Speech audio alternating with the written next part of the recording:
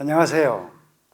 저는 담양에서 명인으로 쌀엿을 만들고 있는 유영군입니다. 여러분들에게 인사드리게 돼서 반갑습니다.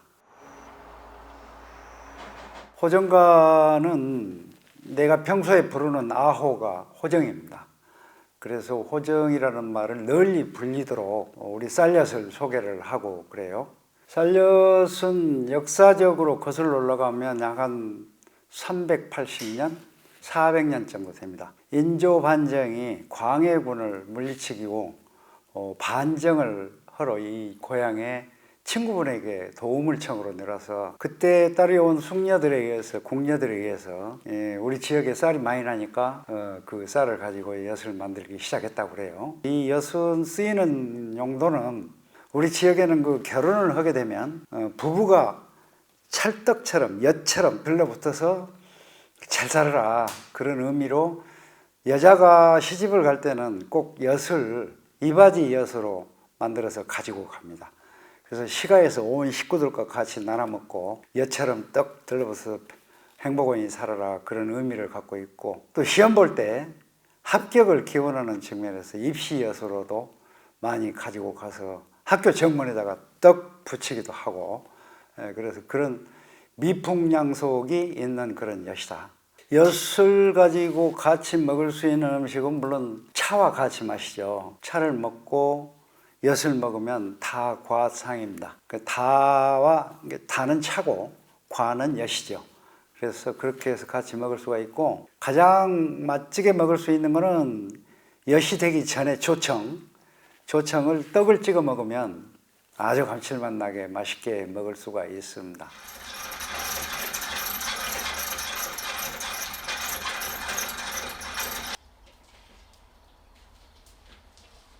크게 든다면은 두 가지를 들 수가 있습니다. 한 가지는 치아에 붙지 않고 그렇게 많이 달지가 않아요. 다른 엿들은 인체에 당으로서 작용을 하지만 이 엿은 메가엿이지 않습니까? 그런 메가당입니다. 그래서 메가당은 인체에 설탕처럼 100% 흡수가 안 돼요.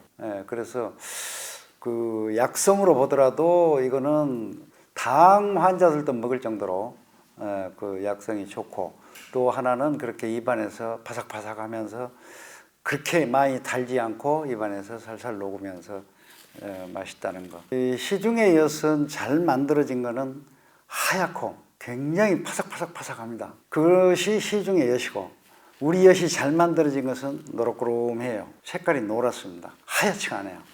그리고 끝까지 씹으면은 찌꺼기가 안 남아요. 조그마한 것까지도 완전히 다 녹아서 없어진다. 그렇지만 시중의 그 엿은 끝까지 씹으면 전부 찌꺼기가 남아요. 그건 왜? 그 효소 발효이기 때문에 그렇습니다. 그런가 하면 많이 먹으면 입안이 패이죠. 입안이 패여서 혀에서 피가 나고 그래요. 그래서 시중 엿은 하얀 거 그런 거는 많이 안 먹는 게 좋고, 우리 할머니 때부터 하니까 오래됐죠. 30년 잡아도 120년 이렇게 되죠. 그게 이제 할머니가 하시다가 며느리 어머니가 하시고, 이제 어머니가 하실 때 우리는 어려서 어깨너머로 이렇게 쳐다보고 또 만드는 것을 자연스럽게 전수가 받게 되죠. 그래서 그렇게 해서 이제 부모님 대에 이어서 내가 하게 되고, 또 내가 하는 거를 이제 우리 또 큰딸이 이어받아서 지금 전수하고 있습니다.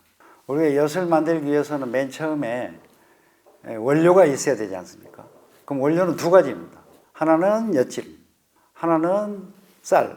그럼 엿질금 기르는 쌀의 기간이 굉장히 길어요. 그 엿질금은 우리가 농사지은 보리, 겉보리를 가지고 그걸 싹을 길러요. 그럼 싹을 기르면 물에다 침적을 해줍니다. 딱 담궈두면은, 하루쯤 담궈두면은 몸이 퉁퉁 불어요, 이제 보리가. 그럼 그거를 갖다가 약 20도씨 온도에다가 그거를 딱 묻어두게 됩니다. 약 한 20cm 정도로 해서 쭉 늘어놓고 딱 묻어두면은 그 안에서 이제 싹이 나죠. 그러면 그 다음날 그거를 끌어내면은 몸에서 열이 나요. 싹이 나려고. 그러면 이제 그 열을 갖다 식혀주면서 몸을 식혀주고, 그래서 또 그 작업을 하셔서 또 묻어두면 이제 싹이 나옵니다. 이제 그러면 그 다음날 다시 또 끌어내서 또 헹궈주고, 그러기를 그 보리의 몸에서 열이 나면서 그 매끌매끌한 점액질이 나와요. 그래서 그 점액질을 잘 헹궈줬을 때 우리가 엿을 만들기 가장 좋은 엿질금이 돼요. 그 작업을 일주일 이상을 반복적으로 합니다. 그러면 싹이 뿌리가 하얗게 한 1cm 정도 기르고 그 다음에 싹이 한 1cm, 1.5cm 정도 길러요. 그럼 그때가 가장 적당한 엿기름 기르는 작업이 끝납니다.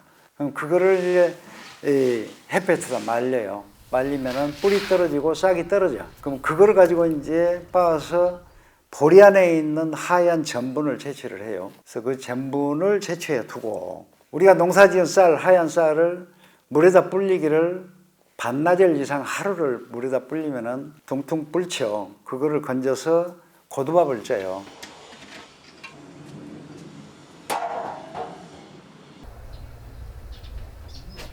그래서 고두밥을 쪄가지고 그거를 이제 정제수라 그러죠. 따뜻한 물, 60도씨 된 물과 함께 세 가지 것을 섞어서 항아리에 묻어두고 10시간 이상, 12시간 정도로 묻어두면 식혜가 돼요.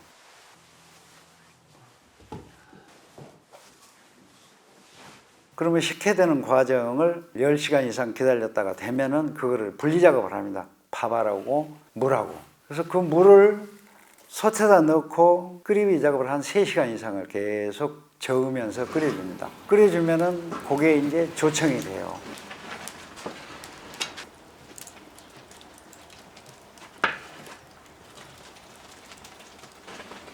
그래서 이제 수분이 뽀맥이라 그래요. 당도 측정 뽀맥으로 해서 채 가지고 필요할 때 우리가 요건 조청으로 필요하다.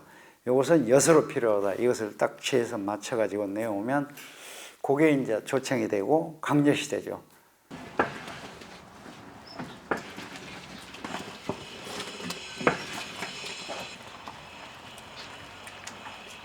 지금 이 과정은 조청을 솥에 붓고 불을 가하게 되면 수분 증발이 더 돼요.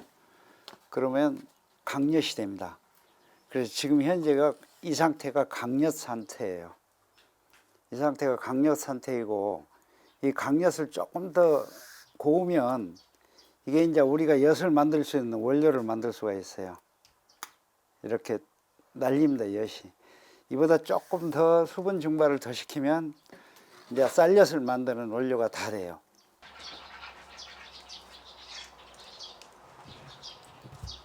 그럼 그 강엿을 또 하얗게 만들기 위해서 더 농축을 해서 우리가 필요한 수분 증발을 시켜서 끌어당기기를 하면은 이제 하얀 엿이 돼요.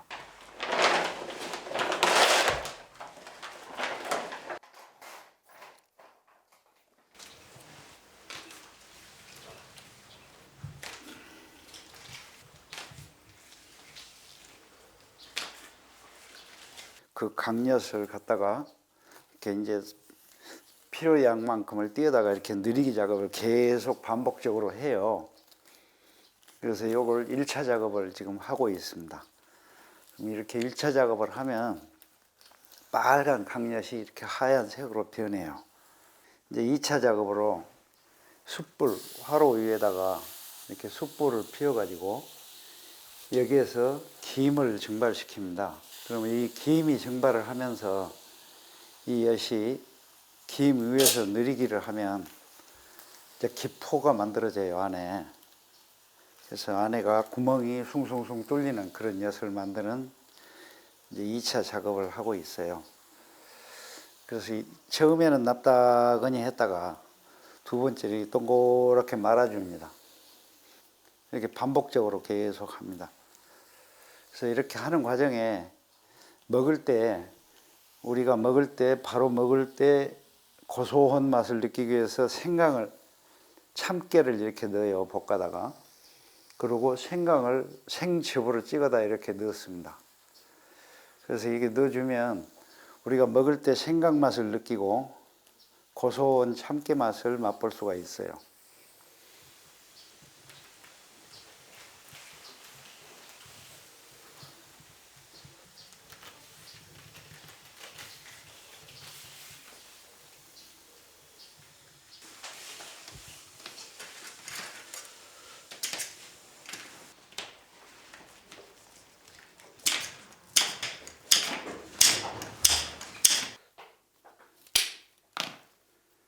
이렇게 안에가 구멍이 숭숭숭 뚫립니다. 이렇게.